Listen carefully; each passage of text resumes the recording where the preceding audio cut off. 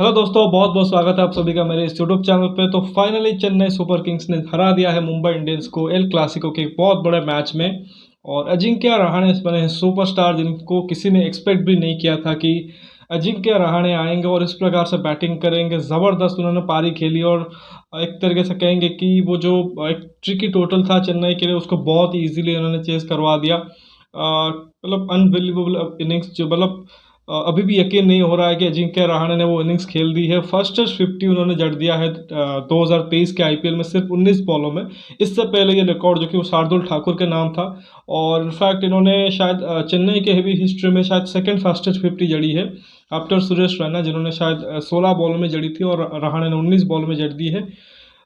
देखिए, कुछ तो है इस येलो जर्सी में। हालांकि जो भी पहनता है इस जर्सी को चेन्नई सुपर किंग्स के लिए, कहीं ना कहीं वो अच्छा कर जाता है। और खासकर वो प्लेयर देखिए जो किसी दूसरी टीम में स्ट्रगल कर रहे होते हैं, सडनली जब चेन्नई में आते हैं, इनफैक्ट जहाँ पे उनको खेलने का भी मौका नहीं मिलता है। अब अजिंक्य रहाणे को ही देख लो, जब राजस्थान में वो खेल रहे थे बहुत अच्छा कर रहे थे, फिर राइजिंग पुणे सुपर जायंट में गए under MS Dhoni, Steven Smith, वहाँ पे भी अच्छा ही किया था। बाद में फिर से राजस्थान रॉयल्स से जुड़े थे तो ठीक ठाक ही कर रहे थे। लेकिन शायद आप देखो कि उसके बाद दिल्ली में गए, दिल्ली कैपिटल्स में, उस हिसाब से परफॉर्मेंस नहीं आया। मैचेस भी नहीं खेल पाए, उस बैटिंग ऑर्डर में उनकी जगह भी नहीं बन पाई।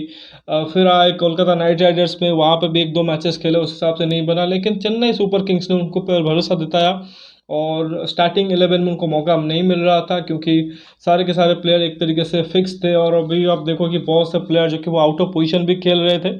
लेकिन फाइनल आज मौका बना एक बहुत बड़े मैच पे, उनके होम ग्राउंड वानखेड़े स्टेडियम पे उनको मौका मिला खेलना, क्योंकि बेन स्टोक्स उनको कुछ इंजरी प्रॉब्लम हुई थी और साथ में मोइन अली, तो दो बड़े बल्लेबाज एक तरीके से कहेंगे ऑलराउंडर चेन्नई से मिस हुए। और जिसके चलते उनको मौका मिला और उन्होंने मौके पे चौका छक्का सब जड़ दिया है। अब शायद आप देखोगे कि चेन्नई के पास वो एक विकल्प रहेगा कि अगर उनको एक और एक्स्ट्रा गेंदबाज खिलाना है, जैसे आज प्रिटोरियस खेले, सिसंदा मगाला खेले, थोड़ा सा डेथ बॉलिंग बेहतर हुई, तो इनफैक्ट आगे चलते हुए पतिराना और थिक्शन भी अवेलेबल हो जाएंगे। सैंटनर भी अच्छा कर रहे हैं, तो उनको अगर बॉलिंग और थोड़ी सी बेहतर करनी होगी तो मैं भी शायद देवन कॉनवे या बेन स्टोक्स में से किसी एक को बिठा के वो अजिंक्य रहाणे के साथ भी चल सकते हैं, तो बढ़िया रहा है। दूसरी तरफ अगर बात करें मुंबई इंडियंस की, तो आज इनको झटका लग गया था जब मैच नहीं खेले थे, मतलब जोफ्रा आर्चर का, क्योंकि हालांकि कंप्लीटली रूल्ड आउट नहीं हुए थे मैच से, लेकिन थोड़ा सा प्रिकॉशनरी मेजर लिया था मुंबई इंडियंस ने, देखते हुए कि बहुत लंबा टूर्नामेंट, अभी और सिर्फ दूसरा ही मैच है, तो इंजरी के बाद वापसी कर रहे हैं, ज़्यादा क्रिकेट खेला नहीं है तो रिस्क नहीं लिया। तो ऑलरेडी जो उनकी बॉलिंग लाइनअप वीक थी, अगेन एक बार फिर से आप देखो उनके एब्सेंट में और भी ज़्यादा वीक हो गई। और फिर आप देखो जो बल्लेबाजों ने एक तरह से निराश एक बार फिर से किया, जहां लग रहा था कि स्टार्टिंग में कि 200 प्लस स्कोर बनाएंगे, जिस तरह से स्टार्ट मिला था पावर प्ले में, अब बाद में सिर्फ आके 158-57 रन पे ही रोक गए।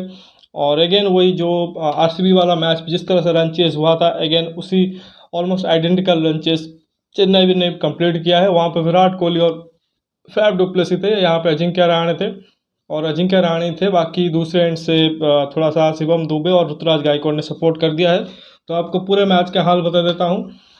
और देखिए, सबसे पहले MS धोनी ने टॉस जीता और कहा कि हम बॉलिंग करेंगे, और ऑब्वियसली वानखेड़े पे आपको पता है कंडीशन जैसे रहती हैं, मतलब चेजिंग ही एक तरीके से टीमें प्रेफर करती हैं। तो बदलाव, जैसे कहा कि दो बदलाव के साथ चेन्नई उतरी थी। एक तो बेन स्टोक्स अवेलेबल नहीं थे और मोइन अली, तो दो बड़े खिलाड़ी अवेलेबल नहीं थे। उनके जगह पे उन्होंने जो दो फॉरेनर खिला दिए एक तरीके से, लेके आए मगाला को और प्रिटोरियस को लेके आए, दोनों फॉरेनर।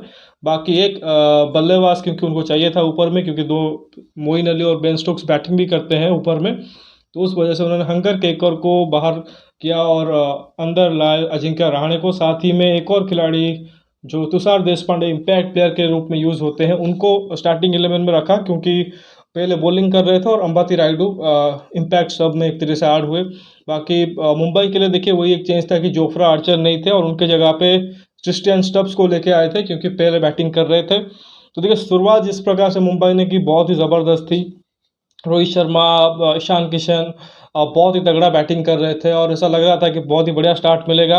लेकिन साथ ही आप देखो कि पिच में थोड़ा सा मदद था तेज गेंदबाज के लिए, जो अक्सर वानखेड़े के सरफेस पे होता है। चेन्नई के लिए दिक्कत ये रही कि दीपक चहर पहले ही ओवर डाल के दौरान उनको कुछ प्रॉब्लम महसूस हुई जो उनका अक्सर होता है हैमस्ट्रिंग में, तो वो पहले ओवर डालने के बाद एक तरह से बाहर हो गए मैच से कह सकते हैं।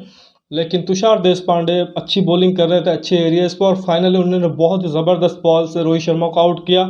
हालांकि उसके बाद भी बढ़िया एक तरह से पावर प्ले गुजरा, लेकिन जैसे ही पावर प्ले का ख़त्म होता है और स्पिनर इंट्रोड्यूस होते हैं, तो आज मोइन अली नहीं थे लेकिन दो quality spinner, left arm spinner जो चेन्नई के पास थे, रविंद्र जडेजा और मिस सैंटनर, उन्होंने जो मुंबई की बैटिंग को बहुत ही बढ़िया तरीके से फंसाया। पहले ईशान किशन खराब शॉट खेल के आउट हुए, फिर एक सूर्य कुमार यादव को ज़बरदस्त कैच एम एस धोनी ने डाउन द लेग पकड़ा, जहाँ उनके ग्लव से लग के वो आउट हुए। फिर कैमरन ग्रीन जो 3 नंबर पर आए थे, उन्होंने भी एक ज़बरदस्त स्ट्रेट शॉट खेला, लेकिन रविंद्र जडेजा ने एक ज़बरदस्त कैच पकड़ा। इनफैक्ट वो कह सकते हैं कि बॉल ने रविंद्र जडेजा को पकड़ा, वरना वो तो अक्सर वैसे कैच तो सिर्फ रविंद्र जडेजा ही पकड़ सकते हैं। एक याद आ रहा है शायद 2016 में भी ऐसा एक कैच पकड़ा था शेन वॉटसन का। आई थिंक 2016 का जो ऑस्ट्रेलिया टूर था इंडिया का, वहाँ पे जो T20 श्रृंखला था, वहाँ पे शायद वो कैच था। तो ऐसे कैचेस अक्सर रविंद्र जडेजा चिपक जाते हैं उनके हाथ में, क्योंकि बॉल को बढ़िया तरीके से जज करते हैं। तो वो भी ज़बरदस्त कैच था।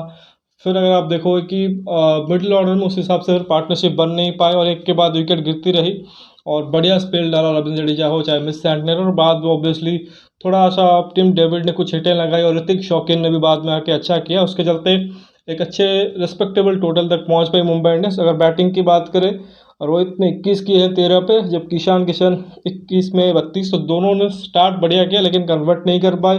कैमरन ग्रीन को पर्सनली मुझे लगता है कि नंबर 3 नहीं इनको खिलाना चाहिए, भले ही वो टॉप ऑर्डर के प्लेयर करते हैं, लेकिन सूर्य कुमार यादव को ही आपको ऊपर भेजना चाहिए। लेकिन 2 मैचेस में उनको ही 3 भेज रहे हैं, तो उन्होंने 12 रन 11 गेंद पे। सूर्य कुमार यादव का तो अभी एक तरह से कह सकते हैं कि सूर्य ग्रहण लग चुका है उनके ऊपर। वो ओडीआईज में चल रहा था, वही T20s में भी ट्रांसफ़र हो गया है, तो वो सिर्फ 1 रन और बहुत ही अनफॉर्चुनेट कहेंगे।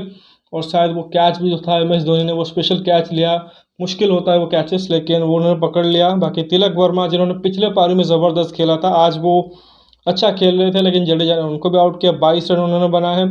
अरशद खान को ऊपर भेजा था, लेकिन वो सिर्फ 2 रन बना पाए। टिम डेविड ने 31-22 बॉलों में, लेकिन अगेन उनको तुषार देशपांडे ने आउट किया, और वो विकेट सबसे क्रूशल था, वरना शायद ये स्कोर 180 भी पहुंच सकते थे। क्रिस्टियन सिर्फ 5 रन, और फिर ऋतिक शौकीन ने जैसा कहा कि 18, जो आखिरी ओवर में 2-3 चौके मारे, जिसके चलते एक अच्छे स्कोर पे पहुंच पाए। और इनकी अगर बॉलिंग की बात करें, ऐसा कहा कि दीपक चहर पहले ही ओवर में इंजर्ड हो गए थे। बाकी तुषार देशपांडे पहले मैच के बाद लगातार इंप्रूवमेंट उनका जारी है। 3 ओवर में 31 रन कंसीड किए, लेकिन 2 बड़े विकेट रोहित शर्मा और टिम डेविड को आउट किया। मगाला का पहला मैच था आईपीएल में, और थोड़ा सा मतलब स्टार्टिंग उस हिसाब से नहीं हुई, स्टार्टिंग में पिटाई हुई थी, लेकिन बाद में अच्छी बॉलिंग की, उन्होंने भी 1 विकेट लिया। लेकिन जो गेंदबाज स्टार रहे वो थे 2 स्पिनर, मिचेल सैंटनर और रविंद्र जडेजा। सैंटनर ने 2 आउट किए 28 रन देके 4 ओवर में, जबकि रविंद्र जडेजा ने 4 ओवर में 20 रन देके 3 आउट किए, और प्रिटोरियस को विकेट नहीं मिला लेकिन इकोनॉमिकल रहे।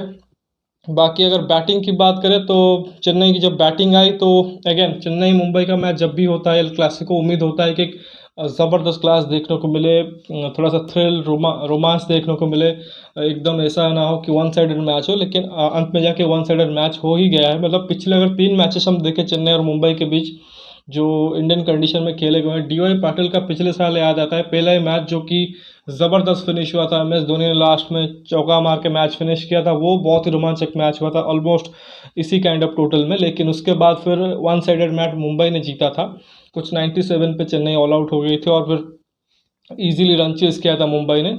और ये भी देखो एक वन साइडेड मैच हुआ है, लेकिन स्टार्टिंग जैसा कहा कि डेवन कॉनवे फर्स्ट ओवर में आउट हो गए, चौथे बॉल पे बोल्ड आउट हुए, उनको जेसन बेरेंडॉफ ने आउट किया। लेकिन उसके बाद जो हुआ वो अनबिलीवेबल था। अजिंक्य रहाणे आए, और मतलब उम्मीद नहीं था कि इतना अच्छा कर जाएंगे। सिर्फ आप देखो 27 बॉलों में 61 किए हैं, 200 मतलब ऑलमोस्ट 226 की स्ट्राइक रेट है, 7 चौके और 3 छक्के, और एक ही ओवर में शायद चौथा ओवर शायद था जो अरशद खान का था, जिसमें उन्होंने 23 रन मारे, इसमें 4 चौके और 1 छक्का भी मारा।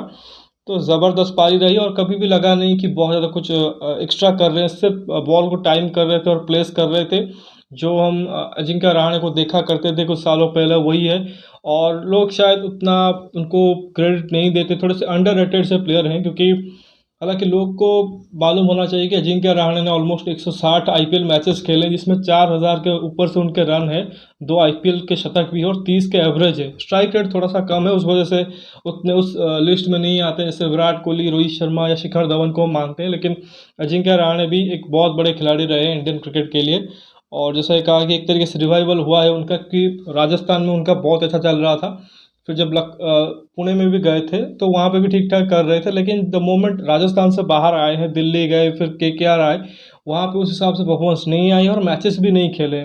और यहाँ पे भी आप देखो मुश्किल होता है उनका खेलना ज़्यादातर मैचेस, क्योंकि टॉप ऑर्डर ऑलमोस्ट देखो वो फिक्स्ड ही है। लेकिन उनके लिए मौका बना और कितना अच्छा मौका बना कि एक मुंबई इंडियंस जो थोड़ी सी हल्की बॉलिंग लाइनअप है, प्लस उनके ही घर पे वानखेड़े पे जहाँ से वो बचपन में खेलते आए हैं, और उन्होंने फुल यूटिलाइज़ किया उस मौके को।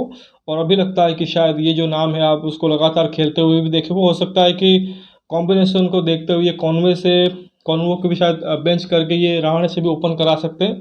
और आज भी जिस पोजीशन पे बैटिंग करना है ऑलमोस्ट ओपनिंग ही करने आए कह सकते हैं। बाकी ऋतुराज गायकवाड़ आज थोड़ा मतलब सेकंड फिडल खेल रहे थे, उनको वो देख रहे थे कि रहाणे इतना अच्छा खेल रहे थे, वो सेकंड एंड से एंजॉय कर रहे थे। उन्होंने सोचा कि मैं नॉट आउट जाता हूं, तो 40 रन फ्रॉम 36 बॉल, ज़्यादा कुछ उन्होंने एक्साइटिंग बैटिंग नहीं की है। सिंगल डबल के साथ उन्होंने पारी को कंटिन्यू किया। शिवम दुबे भी जैसा कहा कि हम एम एस धोनी ऊपर भेज रहे हैं, तो उन्होंने भी आज 26 में 28 किए हैं। ऑब्वियसली स्ट्राइक रेट उस हिसाब से नहीं है, लेकिन आज शायद ज़रूरत भी नहीं था। और नीचे से अंबाती रायडू आए थे इम्पैक्ट सब के रूप में, दीपक चेहर को रिप्लेस किया था, और 16 में 20 उन्होंने बनाए, तो बहुत ही ईजिली रन चेज हुआ है। सिर्फ जो एक विकेट आप देखो कि जेसन बेरेंडॉफ ने इनिशियली लिया, वो उसने थोड़ा सा उम्मीदें जगाई थी। बाकी ऋतिक शौकीन और पीयूष चावला जो दोनों स्पिनर ने, उन्होंने अच्छी बॉलिंग ज़रूर की, एक एक विकेट भी निकाले, लेकिन शायद स्कोर ही उतना नहीं था कि आप कुछ कर सकते थे इस मैच में। तो ज़बरदस्त मैच रहा है। तो कम्प्लीटली एक तरीके से कहेंगे चेन्नई ने डोमिनेट किया है, और अब शायद पॉइंट्स टेबल हम अगर देखेंगे तो शायद टॉप 4 में भी एंट्री ले ली है, क्योंकि थोड़ा सा बेटर जीत, चौथे पायदान पे आ गए हैं। 3 मैच में 2 जीत और 1 हार के साथ 4 पॉइंट है, और नेट रन रेट भी हेल्दी है। लेकिन उससे भी आप ऊपर देखें तो राजस्थान, लखनऊ, गुजरात है, तो इंटरेस्टिंग हो रहा है। लेकिन सीएसके के लिए यही है, 3 मैचेस अभी तक खेले हैं। बैटिंग वाइज आप देखोगे कि अभी तक उस हिसाब से कोई प्रॉब्लम नहीं हुई है, क्योंकि टॉप ऑर्डर ने अच्छा ही किया है। बॉलिंग ज़रूर दिक्कत डाली है, लेकिन अगर आप तीनों मैचेस देखेंगे तो गेंदबाजी मैच दर मैच बेहतर होती गई है। और अगले मैच से आप देखोगे कि जब फिक्शन अवेलेबल हो जाएंगे तो और भी ज़्यादा एक अच्छी बॉलिंग यूनिट हो जाएगी।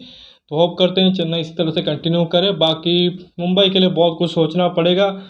जिस तरह से उनके पास एक तो बॉलिंग ऑप्शंस ही नहीं है बहुत सारे, तो और भी किस तरह से रोहित शर्मा उनसे काम निकाल सकते हैं उसको देखना पड़ेगा। और दूसरी चीज़, चलो बॉलिंग अगर नहीं भी है तो बैटिंग तो आपके पास फुल है, मतलब जितने भी आपके बैटर्स हैं वो तगड़े हैं, उनको रिस्पॉन्सिबिलिटी लेनी होगी। और दोनों ही मैचेस में एक तरीके से कहेंगे बैटिंग कोलैप्स हुए हैं, और जो पार टोटल होता है उससे भी उन्होंने 30-35 रन कम बनाए हैं।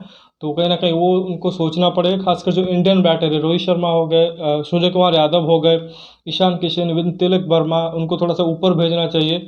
बाकी कैमरन ग्रीन, टिम डेविड, इनसे भी उम्मीद होगी, क्योंकि बड़े प्राइस पे इनको भी लिया था।